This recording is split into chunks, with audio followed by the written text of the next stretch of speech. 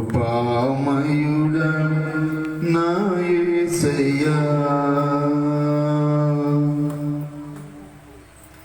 కనికర సంపన్నుడా కృపామయుడా నా యేసయ్యా, కనికర సంపన్నుడా కృపామయుడా నా యేసయ్యా, కరుణతో నన్ను గతకాలము, కరుణతో నన్ను గతకాలము కాచితివి నీ రెక్కల నీడలు, కాచితివి నీ రెక్కల నీడలు, కనికర సంపన్నుడా కృపామయుడా నా యేసయ్యా,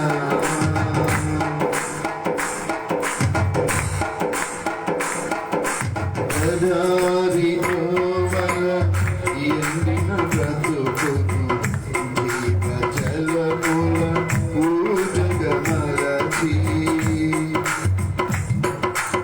ఎడారి బ్రతుకున ఎండిన బ్రతుకును జీవజలముల ఊటగమలచి, మునుపటి వేదన మరిపించినాలో, మునుపటి వేదన మరిపించినాలో, నూతన కార్యము ఆరంభించుమా, మునుపటి వేదన మరిపించినాలో, నూతన కార్యము ఆరంభించుమా, నా యేసయ్యా, కనికర సంపన్నుడా కృపామయుడా నా యేసయ్యా, కనికర సంపన్నుడా కృపామయుడా నా యేసయ్యా,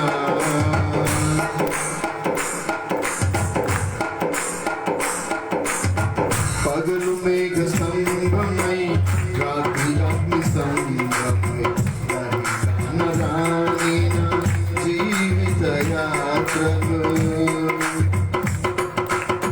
పగలు మేఘ స్తంభమై రాత్రి అగ్ని స్తంభమై రాని నా జీవిత యాత్రలో, దారి చూపినాడు కుమా ఆత్మీయ నాయకుడా, దారి చూపినాడు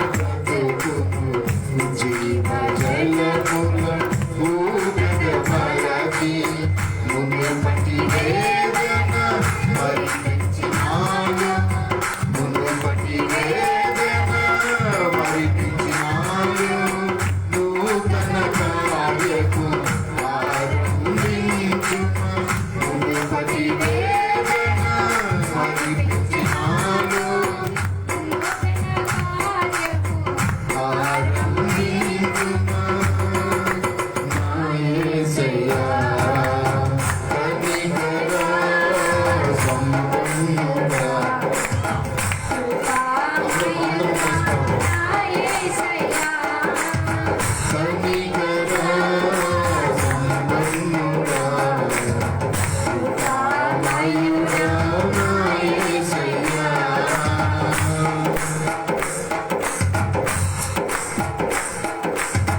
పగలు మేఘ సంభమై రాత్రి అగ్ని సంభమై గగనరాణిన జీవిత యాత్రలు.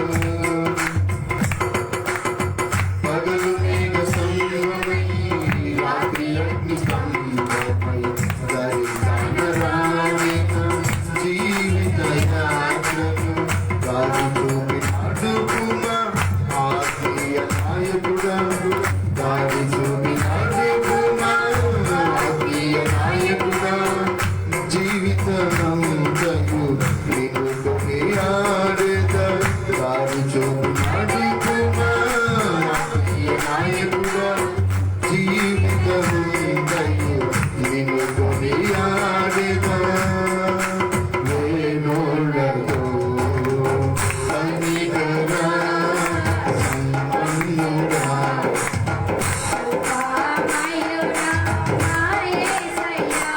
అందరూ కలిసి సంపన్నుడా కృపామయుడా నా యేసయ్యా. కరుణతో నన్ను బ్రతకాలము, కరుణతో నన్ను బ్రతకాలము. రాజితివేని రెక్కల నీడలో, రాజితివేని రెక్కల నీడలో, రాజితివేని రెక్కల నీడలో, రాజితివేని రెక్కల నీడలో. కనికర సంపన్నుడా కృపామయుడా నా యేసయ్యా. కనికర సంపన్నుడా కృపామయుడా నా యేసయ్యా. పరిశుద్ధుడైన తండ్రి, మహోన్నతుడా, జీవాధిపతి, మీరు ఇచ్చినటువంటి యొక్క శ్రేష్ఠ సమయం కొరకు స్తుతులు, వందనాలు, స్తోత్రాలు చెల్లిస్తా ఉన్నాము. నన్ను మమ్మలను ప్రేమించావు, నీ ఉన్నత కృపలో జ్ఞాపకం చేసుకున్నావు తండ్రి, వందనాలు. గత రాత్రి వాగ్దాన కూడికలో నీ సన్నిధిని మాతో ఉంచి నడిపించావు. ఈ నూతన సంవత్సరపు ఆరాధన ఇప్పటి వరకు నీ సన్నిధి మాతో ఉంచావు. మా స్వరమెత్తి నిన్ను కొనియాడే భాగ్యాన్ని మాకు ఇచ్చావు తండ్రి, స్తోత్రాలు. గత సంవత్సరం అంతా నీ కనికరమును మా పట్ల చూపించి నీ కృప కలిగినటువంటి రెక్కల నీడలో మమ్మలను భద్రపరచి సజీవులముగా నూతన సంవత్సరంలోనికి ప్రవేశించుటకు నీ కృపను అనుగ్రహించినందుకై స్తోత్రాలు చెల్లిస్తూ ఈ నూతన సంవత్సర కూడిక ఆరాధన నీకు మహిమకరముగా జరిగించండి. మేము నీ మాటలను వినబోతూ ఉండగా మాతో మీరు మాట్లాడి మహిమ, ఘనత, ప్రభావాలు నువ్వు మాత్రమే పొందుకొనమని, ఇది మొదలుకొని నువ్వు మా జీవితంలో జరిగించేటువంటి కార్యములను మేము తలంచుకుంటూ నిన్ను స్తుతించు కృపను దయచేయండి అని యేసు పరిశుద్ధ నామమున స్తుతించి ప్రార్థించి వేడుకొనుచున్నాను తండ్రి, ఆమేన్. హల్లెలూయా. దయచేసి కూర్చున్నామా.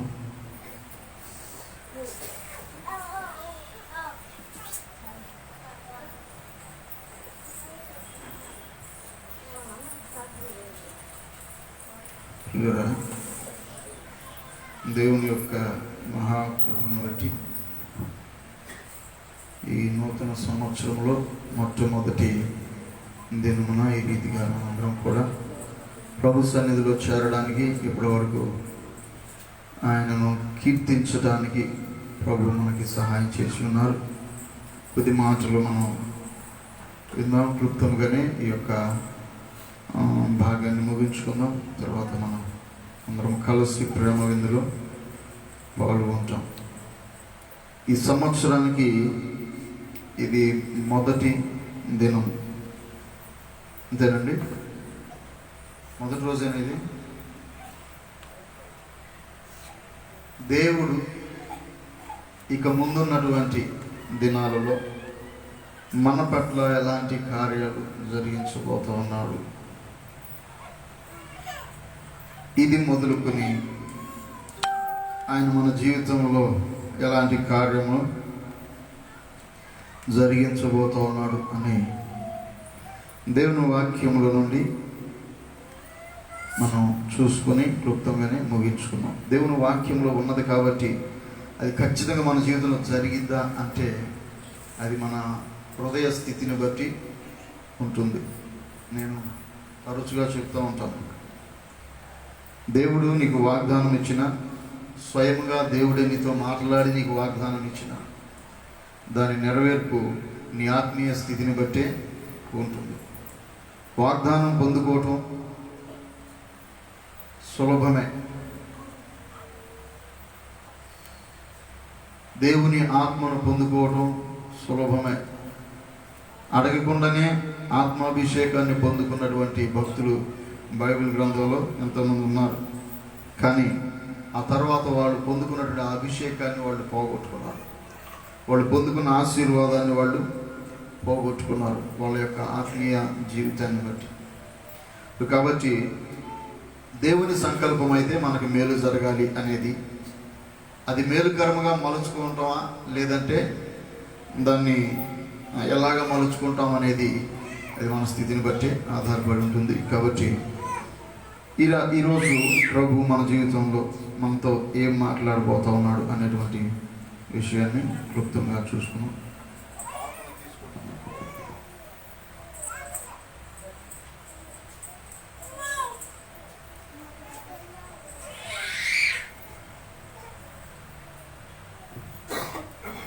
దేవుని వాక్యంలో నుండి కీర్తనల గ్రంథము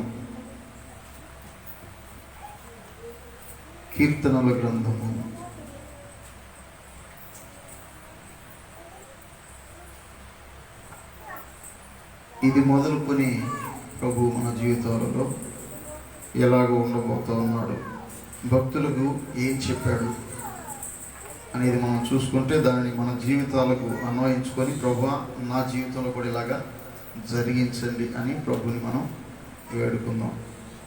కీర్తనల గ్రంథము 121వ కీర్తన, కీర్తనల గ్రంథము 121వ కీర్తన 8వ వాక్యాన్ని, 7-8 వాక్యాన్ని. ఏ అపాయము రాకుండా యెహోవా నిన్ను కాపాడును, ఆయన నీ ప్రాణమును కాపాడును. ఇది మొదలుకొని నిరంతరము నీ రాకపోకల యందు యెహోవా నిన్ను కాపాడును. హల్లెలూయా. జీవితానికి మొదలు, ఈ సంవత్సరానికి మొదలు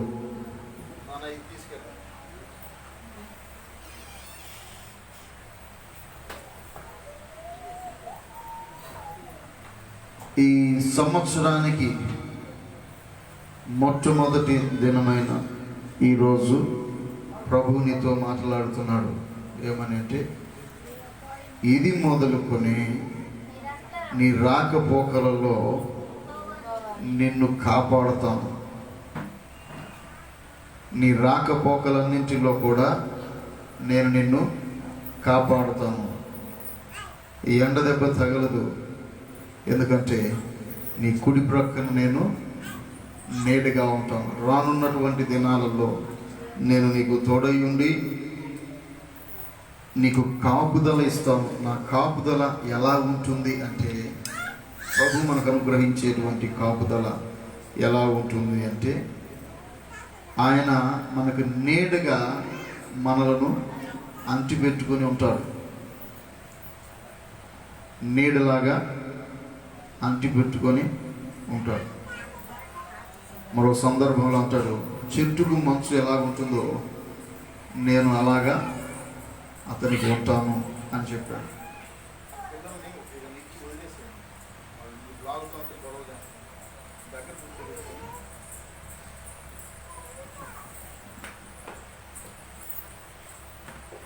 నీ కుడి ప్రక్కన నేను నీడలా నీకు ఉండి ఏ అపాయము కలుగకుండా నిన్ను కాపాడుతాను. నీ రాకపోకల్లో కావచ్చు, ఎక్కడైనా కావచ్చు, నీ పాదములు తొట్టిల్లకుండా నిన్ను కాపాడుతాను. ఎండ దెబ్బైనా వెన్నెల దెబ్బైనా నీకు తగలదు. ఆయన నీకు నీడగా ఉంటే, ఆయన నీడలో నీవు విశ్రమిస్తూ ఉంటే, ఆయన నీకు ఇచ్చేటువంటి భద్రత, కాపుదల అలా ఉంటుంది. 91వ కీర్తన కనుక మనం చూసినట్లయితే ఆయన ఇచ్చేటువంటి భద్రత ఎలాగుంటుంది, ఆయనను మనం ఆశ్రయించినప్పుడు ఆయన ఇచ్చేటువంటి భద్రత ఎలాగుంటుంది అనేది అక్కడ వ్రాయబడి ఉన్నది. నీ ప్రక్కన 1000 మంది పడినను, నీ కుడి ప్రక్కన 10,000 మంది కూలినను అపాయము నీ వద్దకు రాదు. ఎందుకంటే నేను నీకు తోడై ఉన్నాను, నిన్ను కాపాడేవాడును నేను. ఎలాంటి కాపుదల ప్రభుయిస్తాడు అంటే ప్రియులారా, ఆయనంట కునుకడు నిద్రపోడంట. ఇశ్రాయేలును కాపాడువాడు కునుకడు నిద్రపోడు. ప్రతి క్షణము నిన్ను గమనిస్తూ ఉన్నాడు. ప్రతి క్షణము నిన్ను గమనిస్తూ ఉన్నాడు. నువ్వు ఎక్కడున్నా సరే, బహుశా నీ బంధువులు, నీ రక్త సంబంధులు నిన్ను గమనించలేకపోవచ్చు, కానీ ఆయన నిన్ను గమనిస్తూ ఉన్నాడు. నువ్వు ఏ స్థితిలో ఉన్నా, ఎలాంటి పరిస్థితిలో ఉన్నా ఆయన నిన్ను గమనిస్తూ ఉన్నటువంటి దేవుడు, నీకు భద్రత ఇచ్చేటువంటి దేవుడు, నిన్ను కాపాడేటువంటి వాడు. ఆయనను ఆశ్రయించినట్లుగా అయితే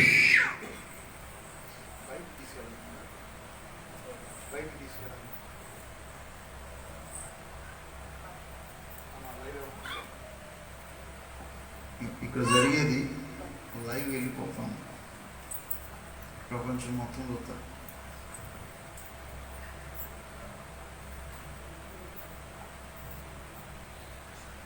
ఆయన నీకు ఇచ్చేటువంటి భద్రత, కాపుదల. ప్రభు అంటాడు,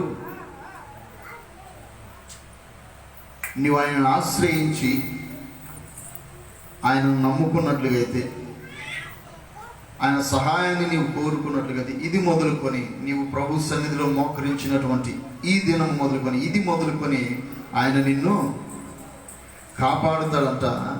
ఎలా కాపాడుతాడు, ఎంతగా ఆయన నీ పట్ల శ్రద్ధ కలిగి ఉన్నాడంటే, ఇశ్రాయేలు నేను నిన్ను మరువజాలను, నేను నిన్ను మరచిన ఎడల నా కుడి చేయి తన నేర్పును మరచును అంటాడు. అంతగా తన కన్నుల ఎదుట నిన్ను పెట్టుకుని ఉన్నాడు. తన కన్నుల ఎదుట నిన్ను పెట్టుకుని ఉన్నాడు. నీవు యథార్థ హృదయముతో ప్రభువుకి నమ్మకముగా జీవిస్తూ ఉంటే ఆయన తెలియజేస్తా ఉన్నాడు ఏమనంటే, తన ఎడల యథార్థ హృదయం కలవారిని బలపరచుటకై యెహోవా కనుదృష్టి లోకమందంతటా సంచారం చేస్తూ ఉన్నది. నువ్వు యథార్థ హృదయం కలిగి ఆయన ఆశ్రయించినట్లుగైతే నిన్ను కాపాడుతాడు. ఎలాగంటే నిన్ను బలపరచడానికి నిన్ను గమనిస్తూనే ఉంటాడు. నువ్వు ఎక్కడికి వెళ్ళినా సరే, భక్తుడు అంటాడు, నేను భూదిగంతంలోనికి వెళ్ళినాను, అక్కడను నీ చేయి నన్ను ఆదుకోను. అగాధ జలముల్లో నేనున్నా సరే, అక్కడ కూడా నీ చెయ్యి నన్ను ఆదుకోను. మన పాట ఒకటి ఉన్నది, గాఢంధకారపు లోయలలో ఆవేదనల వలయములో, గాఢంధకారపు లోయలలో ఆవేదనల వలయములో చిక్కుకొని నేను కృంగిపోతిని, ఒంటరికై నేను విలపించితిని. చిక్కుకొని నేను కృంగిపోతిని, ఒంటరికై నేను విలపించితిని.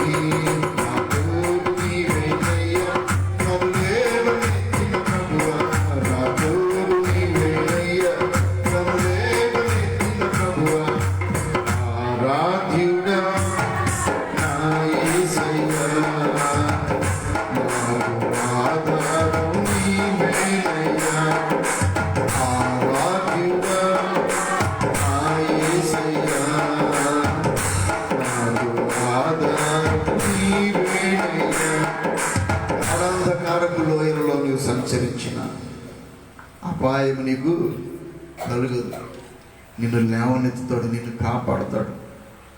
దావీదు భక్తుడు అదే అంటున్నాడు, యెహోవా నా కాపరి, నన్ను కాపాడేవాడు కాబట్టి గాఢాంధకారపు లోయల్లో నేను సంచరించినను ఏ అపాయమునకు నేను భయపడను, ఎందుకంటే ఆయన నన్ను కాపాడుతాడు. ఇది మొదలుకొని ఆయన నిన్ను కాపాడుతాడు. ఇది మొదలుకొని నిన్ను కాపాడుతాడు, నిన్ను గమనిస్తూ ఉన్నటువంటి దేవుడు. రెండో విషయాన్ని మనం చూసుకున్నట్లయితే కీర్తనల గ్రంథము 125వ కీర్తన 2వ చరణం. యెరూషలేము చుట్టూ పర్వతములున్నట్లు యెహోవా ఇది మొదలుకొని నిత్యము తన ప్రజల చుట్టూ ఉండును.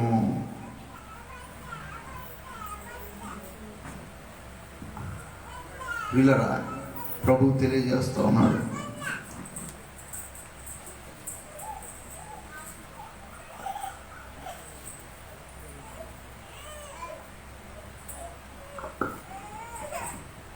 యెరూషలేము చుట్టూ పర్వతములు ఉన్నట్లు ఇది మొదలుకొని నిత్యము ఆయన ఎక్కడ ఉంటాడంటండి?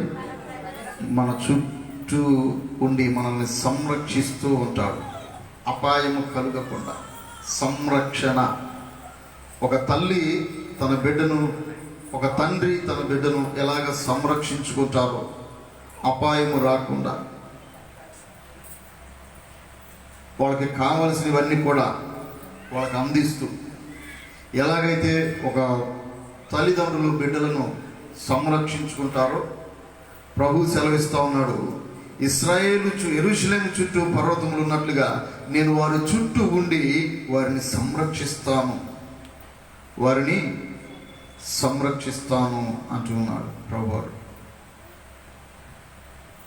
మరో సందర్భంలో ప్రభు తెలియజేస్తాడు, యెహోవా యందు భయభక్తులు గల వారి చుట్టూ ఆయన దూత కావలి ఉండి వారిని రక్షించును, సంరక్షించును.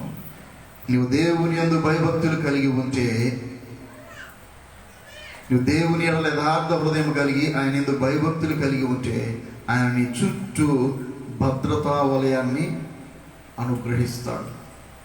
నీ చుట్టూ ఆయన భద్రతా వలయాన్ని అనుగ్రహించేటువంటి దేవుడు. యెరూషలేము చుట్టూ పర్వతములు ఉన్నట్టుగా తన ప్రజల చుట్టూ ఆయన ఆవరించి ఉంటాడు. యెహోవా యందు భయభక్తులు గల వారి చుట్టూ ఆయన దూత కావలి ఉండి వారిని రక్షించును.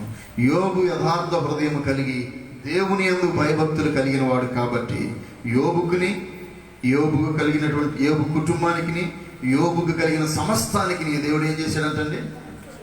కంచి వేశాడు. చుట్టూ కాపుదల పెట్టేశాడు. ఎంత సంరక్షణ అంటే, శత్రువు ఆ కుటుంబాన్ని తాకాలి అంటే కుదరనటువంటి పరిస్థితి. తాకలేకపోయాడు. దేవుడు అనుమతి తీసుకొని రావాల్సి వచ్చింది. మన దగ్గరకు వచ్చినట్టు మనల్ని శోధించినట్లు అక్కడ కుదరలా. ఎందుకంటే చుట్టూ భద్రతా వలయం ఉన్నది. యోబుకు కలిగినటువంటి కుటుంబానికి, ఆయన కలిగిన సమస్తానికి 3 అంచెల భద్రతా వలయాన్ని దేవుడు ఏర్పాటు చేశాడు యోబుకి. ఎందుకంటే యోబు దేవుని యందు భయభక్తులు కలిగిన వాడు, చెడుతనాన్ని విసర్జించిన వాడు, యథార్థ హృదయంతో దేవుణ్ణి సేవించేటువంటి వాడు. నువ్వు భయభక్తులు కలిగి ఉంటే, యథార్థ హృదయంతో ఆయన నమ్ముకొని ఉంటే ఆయన నీ చుట్టూ భద్రతా వలయాన్ని ఏర్పాటు చేస్తాడు. నీ చుట్టూ ఒక కాపుదల అనుగ్రహించి నీకు సంరక్షణ అనుగ్రహించేటువంటి దేవుడు. తల్లి తన బిడ్డను మరచును కానీ నేను నిన్ను మరువజాలను. చూడుము, నా అరచేతిలో నిన్ను చెక్కి ఉన్నాను. నా అరచేతిలో నిన్ను చెక్కి ఉన్నాను. ఒక తల్లి తన బిడ్డను మరచిపోవచ్చు, తండ్రి తన బిడ్డను మరచిపోవచ్చు, విడిచిపెట్టవచ్చు. కానీ ప్రభు తెలియజేస్తా ఉన్నాడు ఏమనంటే, వాళ్ళైనా మరచిపోతారేమో కానీ నేను మాత్రం నిన్ను మరువను, నిన్ను మరువజాలను, నిన్ను మరువజాలను. ఈ నూతన సంవత్సరంలో ప్రభు అంత ప్రేమతో నిన్ను ఆదరించునుగాక. తల్లిని మించినటువంటి ప్రేమతో ఆయన నిన్ను ఆదరించునుగాక. తల్లి అయినా మరచును, నేను నిన్ను మరువను.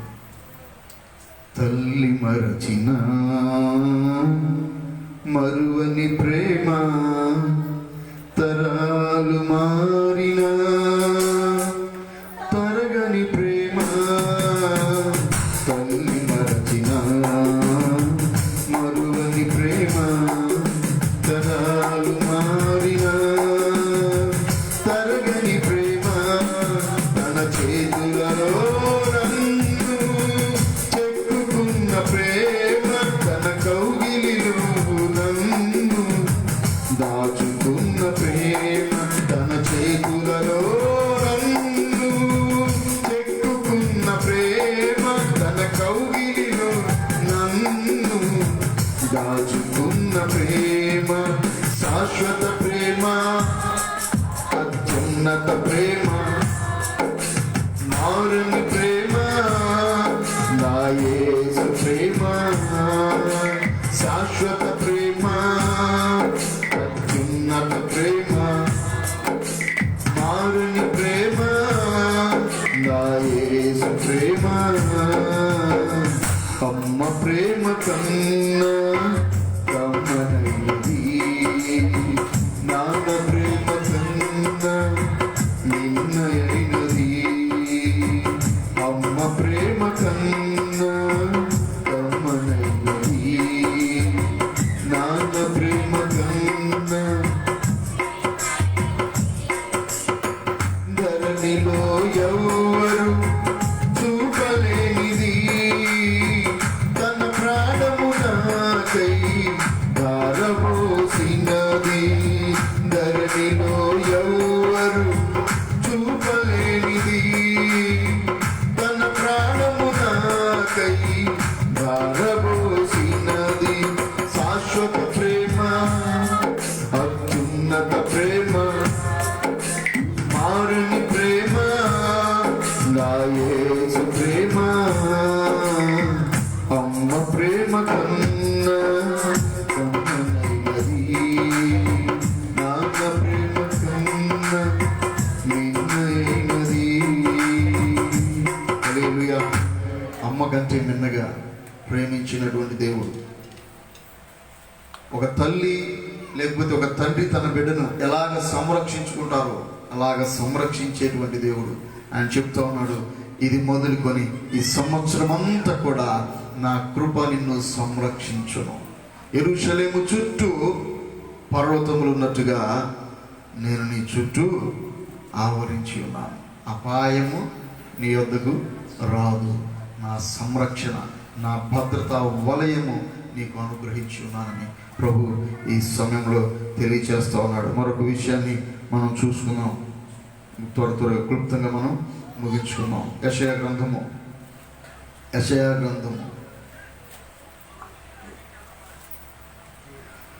9వ అధ్యాయము. యెషయా గ్రంథము 9వ అధ్యాయము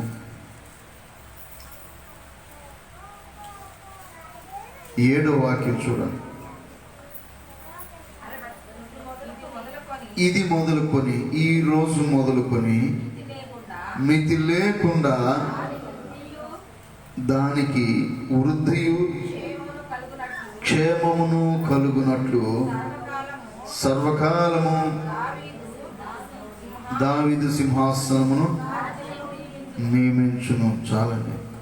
ఇది మొదలుకొని ప్రభు తెలియజేస్తా ఉన్నటువంటి మాట. ఇది మొదలుకొని మితి లేనటువంటి అభివృద్ధి, సమృద్ధి ప్రభు మనకు అనుగ్రహిస్తాను అని ఈ దినాన ప్రభు మనతో మాట్లాడుతూ ఉన్నాడు. అది చెప్పింది మనతో కాదు కదా అంటే, మనతో ప్రత్యేకంగా ఏం కాదండి.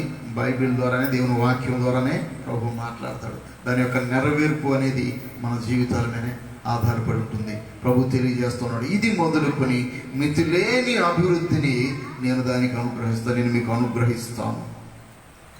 గతించిన సంవత్సర కాలంలో మన జీవితం, మన కుటుంబ స్థితిగతులు ఎలాగున్నావో ఒకసారి మనం వెనక్కి తిరిగి చూసుకుంటే మనకు అర్థమవుతుంది. కానీ ప్రభు తెలియజేస్తా ఉన్నాడు, గతించిన సంవత్సరము కంటే ఈ రోజు మొదలుకొని మితిలేని అభివృద్ధిని నేను నీకు కలుగ చేస్తాను. మితిలేని అభివృద్ధిని కలుగ చేస్తాను. ప్రియులరా, గత సంవత్సరం కూడా ఇలాంటి ప్రసంగాలు నేను చేసి ఉండొచ్చు, ఇంకా సేవకులు చేసి ఉండొచ్చు. కానీ గత సంవత్సరము జరిగినటువంటి పరిస్థితులు మనందరికీ తెలుసు. ఏం జరిగింది? బాగా మంచి అభివృద్ధి కలిగింది కదా దేశంలో. ఎక్కడ చూసినా సంతోషం, ఆనందం, అభివృద్ధి, ఆశీర్వాదం పొంగి పొర్లింది కదా. అంతే ఉందా గత సంవత్సరం? ఎక్కడ చూసినా దుఃఖం, ఏడ్పు, ఎక్కడ చూసినా మరణ భయము ఆవరించింది. మరి ఎందుకని ఇలాంటి ప్రసంగాలు వచ్చి ఉంటాయి కదా, చాలామంది ధైర్యాలు చేసి ఉంటారు కదా. ప్రియులరా, ప్రభు సన్నిధిలో మనం అనేక వాగ్దానాలు పొందుకొని ఉండవచ్చు, అనేకమైన వాగ్దానాలు పొందుకొని ఉండవచ్చు. ప్రతి వాగ్దాన నెరవేర్పు వెనుక కొంత పరీక్ష అనేది ఉంటుందండి, కొంత పరీక్ష అనేది ఉంటుంది. మీరు గమనించండి, నేను రాత్రి ఒక పాట విన్నాను, శాలేమన్న పాట. మామూలుగా ఉన్నటువంటి దినాలలో కంటే కూడా కరోనా కాలంలోనే సమృద్ధి అనుభవించారంట ప్రజలు. నిజమేనా? ఖచ్చితంగా చెప్పగలను. రాత్రి కాలేబ్ నేను అదే మాట్లాడుతున్నాను కూర్చొని. నిజంగా ఎంత సమృద్ధినిచ్చారంటే అంత సమృద్ధినిచ్చారు. ప్రపంచం అంత అల్లకల్లోలంగా ఉన్నది. దేవుని కృపను బట్టి మనం భద్రపరచబడ్డాం. అలాంటివి జరిగినప్పుడే కదా దేవుని కాపుదల మనకు అర్థమయ్యేది. అవునా? ఏదైనా ఒక విపత్కర పరిస్థితి మనకు ఎదురైనప్పుడే దేవుని యొక్క భద్రత, కాపుదల ఎలా ఉంటుంది అనేది మనకు అర్థమవుతుంది. దేవుడు అగ్ని బలమును కూడా చల్లార్చగలడు. దేవుని నమ్ముకున్నటువంటి బిడ్డలు విశ్వాసం ద్వారా అగ్ని బలాన్ని చల్లార్చగలరు అనే విషయం మనకి ఎప్పుడు అర్థమైందంటే, శద్రకు, మేషకు, అబేద్నెగోలు అగ్నిగుండంలోనికి వెళ్ళినప్పుడు. వాళ్ళు వెళ్ళకపోతే మనకు తెలియదు. అర్థమైందండి? వాళ్ళు ఆ అగ్నిగుండాన్ని ఎదుర్కోకపోతే ఇలాంటి పరిస్థితుల్లో కూడా దేవుడు నన్ను కాపాడతాడు అనేటువంటి విషయం వాళ్ళకి తెలియదు. సింహాల బోనులోనికి వెళ్ళేంత వరకు సింహాలను కూడా నాకు లోబరుస్తాడు దేవుడు అనే విషయం దానియేలుకు బహుశా తెలియకపోవచ్చు. నీకు విపత్తులు ఎదురైనప్పుడే, శోధనలు, కష్టాలు ఎదురైనప్పుడే దేవుని కాపుదల ఎలాగుంటుంది, దేవుని భద్రత ఎలాగుంటుంది అనేది నీకు అర్థమవుతుంది. అందుకనే కొన్ని సందర్భాల్లో దేవుడు వాటిని అనుమతిస్తాడు మన జీవితాల్లోనికి. ఎలాంటి పరిస్థితులు వచ్చినా, ఎంత శోధించబడతామో, ఎంత నలగొట్టబడతామో దానికి రెట్టింపు ఆశీర్వాదము దేవుడు మనకు అనుగ్రహిస్తాడు అనేటువంటి విషయం మనకు ఎప్పుడు తెలిసిందయ్యా అంటే యోగుని గురించి చదువుకున్నప్పుడు. అంతే కదండి? బహుశా అంత భయంకరంగా ఎవరు శోధించబడి ఉండరండి. అంతగా నలగొట్టబడ్డాడు, కానీ అంతకంతకు ఆశీర్వాదాన్ని స్వతంత్రించుకున్నాడు యోగు. ఈ విధంగా నలగొట్టకపోతే ఆ ఆశీర్వాదం రాదు. ఇంకొక చిన్న సాదృశ్యం కూడా మనం చూడొచ్చు. యేసు ప్రభువారు ఒకసారి సమావేశాలు ఏర్పాటు చేసి అరణ్య ప్రాంతంలో 3 దినాల సభలు జరిగినాయండి. 3 రోజులు ఆయన బోధిస్తూ ఉన్నాడు. వచ్చినటువంటి ప్రజలందరూ వింటూ ఉన్నారు. 3వ రోజున ఆ శిష్యులు కొంతమంది వచ్చి, అయ్యా 3 రోజుల నుండి నువ్వు చెబుతూ ఉన్నావు, వాళ్ళు వింటూ ఉన్నారు, వాళ్ళకి ఆకలి వేస్తూ ఉంది, కాస్త వదిలేస్తే వాళ్ళు ఎక్కడికైనా వెళ్ళి ఏదైనా తెచ్చుకొని తింటారు, కాస్త వాళ్ళ ఆకలి తీరుతుంది అని అంటే ప్రభువారు చెప్తాడు, వాళ్ళకి మీరే భోజనం వడ్డించండి. వాళ్ళందరికీ భోజనం పెట్టాలంటే 100 దేనారాలు అయితే మా దగ్గర అంత డబ్బు లేదు, మేము ఎలా చేయగలం అని అంటే, వాళ్ళలో ఒక పిల్లవాడు లేచి నా దగ్గర 5 రొట్టెలు 2 చేపలు ఉన్నాయి అని అంటారు. ఎప్పుడైతే అవి తీసుకొచ్చి ప్రభు చేతిలో పెట్టారో ప్రభు ఏం చేశాడు? వాటిని వెంటనే ఆశీర్వదించాడా? విరిచాడు. ఏం చేశాడు? విరిచాడు. విరవబడకపోతే ఆశీర్వాదం రాదు. నీవు ఆశీర్వదించబడాలి అంటే విరవబడాలి. ప్రభు నీకు ఇచ్చేటువంటి వాగ్దానాలు నెరవేర్చబడేటువంటి క్రమంలో కొన్ని శోధనలు సమస్యలు ఎదురు కావచ్చు. అవి ఎదురవ్వనిదే నీకు ఆశీర్వాదం రాదు. అందుకే ఓ సేవకుడు రాశాడు, నీ చేతిలో రొట్టెను నేనయ్యా, వీరు యేసయ్యా. నీ చేతిలో రొట్టెను నేనయ్యా, వీరు యేసయ్యా. వీరు యేసయ్యా, ఆశీర్వదించు యేసయ్యా. వీరు యేసయ్యా, ఆశీర్వదించు యేసయ్యా. ఈ చేతిలో రొట్టెను నేనయ్యా, వీరు యేసయ్యా.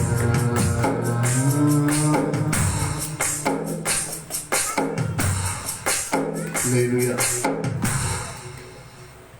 విడివబడకపోతే విస్తరింపు కలుగదు. మీరు గమనించండి, కొన్ని చెట్లని ఏం చేస్తారంటే అది ఎదుగుతూ ఉన్నప్పుడు పైన చిగురులు తుంచుతారు. ఎందుకు? ఆ చిగురు తుంచితే పక్క నుండి కొమ్మలు వచ్చేస్తాయి. అలాగది విస్తరించు. ఒక చెట్టును మనం కొట్టేసామంటే ఆ మొద్దు నుండి ఎన్ని కొమ్మలు, ఎన్ని చిగురులు వచ్చేస్తాయండి కదా. ఒకసారి ప్రభు చేతిలో నీవు విరువబడితే నీకు అలాంటి అభివృద్ధి, ఆశీర్వాదం కలుగు. ఇది మొదలుకొని మితి లేకుండా దానికి అభివృద్ధి కలుగును. ఏం కలుగుద్ది అంటండి? అభివృద్ధి కలుగును. బహుశా నీవు అభివృద్ధి చెందే క్రమంలో కొన్ని సమస్యలు ఎదురైతే కావచ్చు, కానీ వాటన్నింటిలో ప్రభు నీకు తోడుగా ఉంటాడు. శద్రకు, మేషకు, అబేద్నెగోలు అన్య దేశంలో కూడా హెచ్చించబడ్డారు. అంటే దానియేలు హెచ్చించబడ్డాడంటే ఐగుప్తు దేశంలో ఉన్నటువంటి యోసేపు ఒక బానిసగా ఆ దేశంలోనికి వెళ్ళి సింహాసనాన్ని అధిష్ఠించగలిగాడంటే ఆ సింహాసనానికి వచ్చేటువంటి దారిలో ఎన్ని అవరోధాలు, ఎన్ని అవాంతరాలు, ఇంతగా నలగొట్టబడ్డాడు. చివరికి సింహాసనం మీద కూర్చున్నాడు. ఒకప్పుడు ఆయనను చులకనగా చూసినటువంటి వాళ్ళు, ఒకప్పుడు ఆయనను శోధించినటువంటి వాళ్ళు, ఇప్పుడు ఆయన దగ్గరకు వచ్చి నమస్కారం పెట్టేటువంటి పరిస్థితికి దేవుడు ఆయనని హెచ్చించాడు, అభివృద్ధి పరిచాడు, ఆశీర్వదించాడు. ఇది మొదలుకొని ఈ సంవత్సరం అంతా కూడా దేవుని మాట చొప్పున మితిలేని అభివృద్ధిని ప్రభు నీకు దయచేయును గాక. నీవు నమ్మిన ఎడల దేవుని మహిమను చూస్తావు అని ప్రభు మార్తతో తెలియజేశాడండి. ఏం చేయాలంట? ఏం చేయాలి? ఇవన్నీ మనం ఇదే మాటలేగా. పాస్టర్ గారు మైకి తిరిగితే ఇలాగే చెప్తూ ఉంటారు, ఆశీర్వదిస్తాడు, అభివృద్ధి పరుస్తాడు చెప్పకపోతే కుదరదు కదా. కాదు, దేవుని వాక్యం తెలియజేస్తాడు. ప్రభు సెలవిస్తూ ఉన్నాడు, నీవు నమ్మిన ఎడల ఏం జరుగుతుంది? దేవుని మహిమను చూస్తావు. నమ్మారు. 4 రోజులు సమాధిలో ఉన్నటువంటి లాజరు యొక్క శవము సజీవముగా బయటకు వచ్చింది. నీ జీవితంలో ఎలా ఎవరైనా ఊహించగలుగుతారా? చనిపోయిన తర్వాత 4వ రోజుకి ఆ దేహం ఎలాగుంటుంది? అలాంటి స్థితిలో నుండి ఆ దేహం మళ్ళీ సజీవంగా బయటకు వస్తుందని ఊహించగలరా?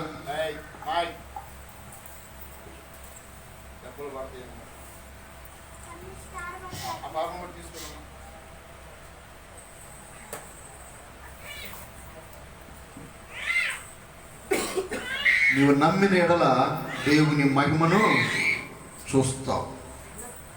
దేవుని మాటని మనం నమ్మాలి.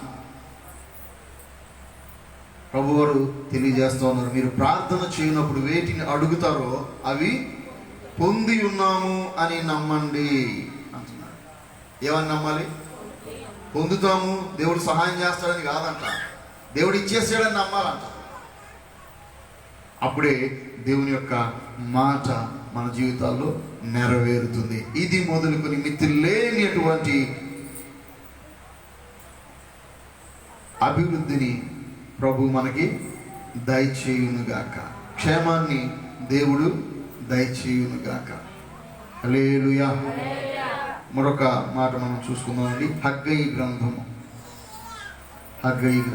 2వ అధ్యాయము. హగ్గయి గ్రంథము 2వ అధ్యాయం 19వ మాట.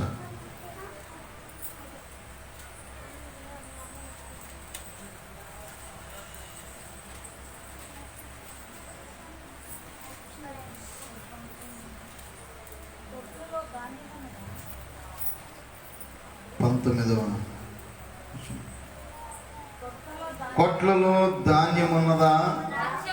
ద్రాక్ష చెట్లైనను, అంజూరపు చెట్లైనను, ధాన్యము చెట్లైనను, ఒలీవ చెట్లైనను ఫలింపకపోయిను కదా. అయితే ఇది మొదలుకొని నేను మిమ్మల్ని ఆశీర్వదించదును. హల్లెలూయా. కొట్లలో ధాన్యము లేదు, ద్రాక్ష చెట్లు ఫలించలేదు, అంజూరపు చెట్లు ఫలించలేదు, ఒలివ చెట్లు ఫలించలేదు. ఎక్కడ చూసినా ఎండినటువంటి స్థితి,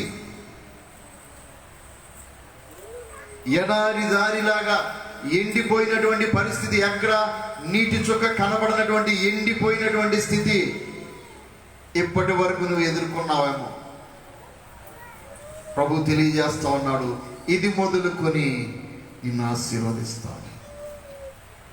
నువ్వు నా మాట వినినట్లుగా అయితే, యథార్థ హృదయంతో నన్ను వెంబడించినట్లుగైతే, ఇది మొదలుకొని నా యందు నీవు భయభక్తులు కలిగి ఉన్నట్లుగైతే నేను నిన్ను ఆశీర్వదిస్తాను. ఇప్పటి వరకు ఎండిపోయిన స్థితి, ఇందాక మనం పాడుకున్నాం కదా, ఎడారి త్రోవల ఎండిన బ్రతుకును జీవజలముల ఊటగా మలచి, ఎడారి త్రోవల ఎండిన బ్రతుకును జీవజలముల ఊటగా మలచి, మునుపటి వేదన మరిపించినాను, మునుపటి వేదన మరిపించినాను, నూతన కార్యము ఆరంభించుమా యేసయ్యా. కనికరా సంపన్నుడా కృపామయుడా నా యేసయ్యా, కనికరా సంపన్నుడా కృపామయుడా నా యేసయ్యా. హల్లెలూయా. ఎండిపోయిన బ్రతుకు, ఎక్కడ చూసినా ఫలాలు లేవు, మోడుబారినటువంటి స్థితి, ద్రాక్ష చెట్లు ఫలించడం లేదు, అంజూరపు చెట్లు ఫలాలు లేవు, ఒలివ చెట్లు ఫలాలు లేవు. ఒకప్పుడైతే ఆయన దారిని వెళుతూ వెళుతూ ఆకలి కొన్నప్పుడు దారి ప్రక్కనే ఒక అంజూరపు చెట్టు కనబడింది.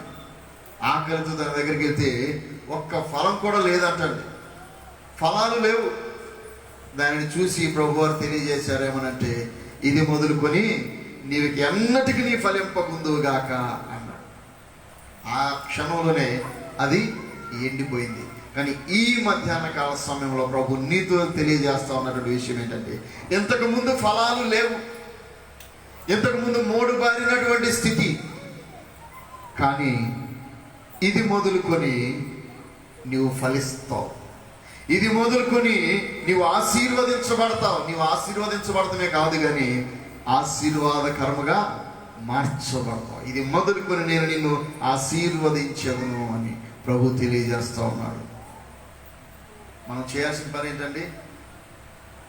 ఆయన నమ్మకంగా వెంబడిస్తూ, ఆయన ఎందుకు భయభక్తులు కలిగి, ఆయన మాటలనే పూర్ణ హృదయంతో నమ్మటమే, పూర్ణ హృదయంతో నమ్మటమే. నీవు నమ్మితే దేవుని మహిమను చూస్తావు, వాగ్దానం నెరవేర్పును చూస్తావు.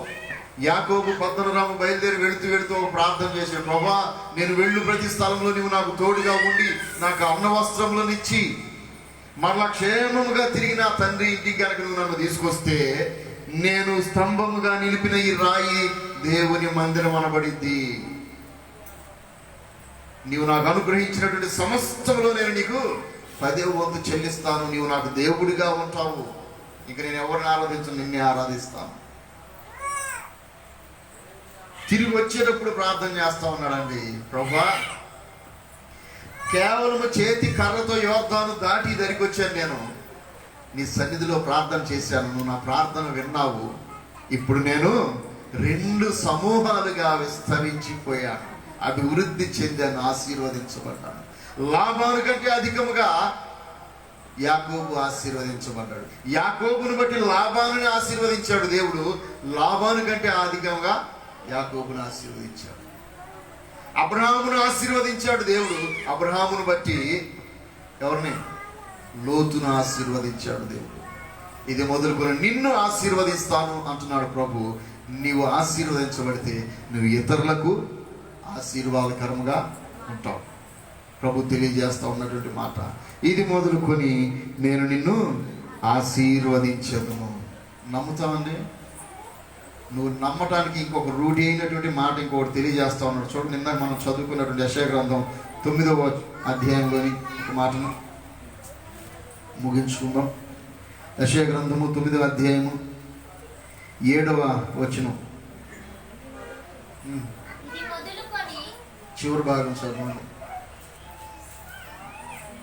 చివరి లైన్,